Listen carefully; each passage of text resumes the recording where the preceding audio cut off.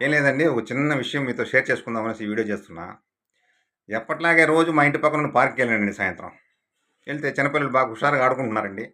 వాళ్ళు పరిగెత్తుంటే వాళ్ళు పడిపోతారేమో అని చెప్పేసి పక్కనున్న వాళ్ళ పేరెంట్సు "రేయ్! జాగ్రత్త కింద పడిపోతావు" అనేసి పాపం చాలా బాధపడుతున్నారండి. కరెక్టే కదండీ! పేరెంట్స్ అన్న తర్వాత బాధపడతారు కదండీ!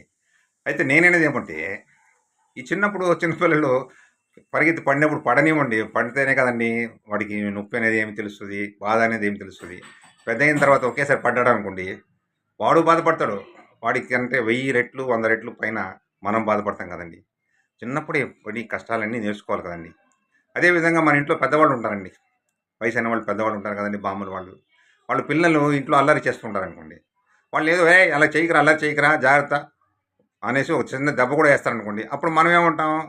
పేరెంట్స్‌గా "అమ్మ ఎందుకుమా వాడిని అలాగే ఎప్పుడు మందలిస్తా ఉంటావు" అని అంటాం. అలాగ అనబాకండి. పెద్దవాళ్ళు, వయసైన వాళ్ళు తిట్టనివ్వండి.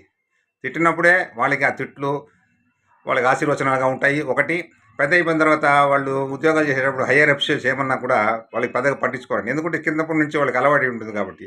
ఒకేసారి హైయర్ అఫీషియల్స్ ఏదైనా అన్నారనుకోండి చిన్నప్పటి నుంచి అలవాటు లేకుండా చాలా ఫీల్ అయిపోతారండి. అది ఎక్కడికెక్కడికో వెళ్ళిపోయి దారి తీసే పరిస్థితులు కూడా వస్తాయి కాబట్టి దయచేసి ఇలాంటివన్నీ చిన్న చిన్నదాన్ని పట్టించుకోకండి. అన్నీ పడాలండి. కష్ట సుఖాలు పడితేనే పెద్దయిన తర్వాత వాళ్ళు బాగా గట్టిపడతారనేది నా ఉద్దేశం. ఇది చెప్దామని ఈ వీడియో చేశానండి. ఏవండీ ఇంకో విషయం నా వీడియో చూస్తున్నారు. చాలామంది చూస్తున్నారండి. సబ్స్క్రైబ్ చేసుకోవడం మర్చిపోతున్నారు. దయచేసి సబ్స్క్రైబ్ చేసుకోండి. అలాగే మీకు నచ్చిందనుకోండి లైక్ చేయండి. షేర్ చేయండి. వీలైతే కమెంట్ కూడా చేయండి.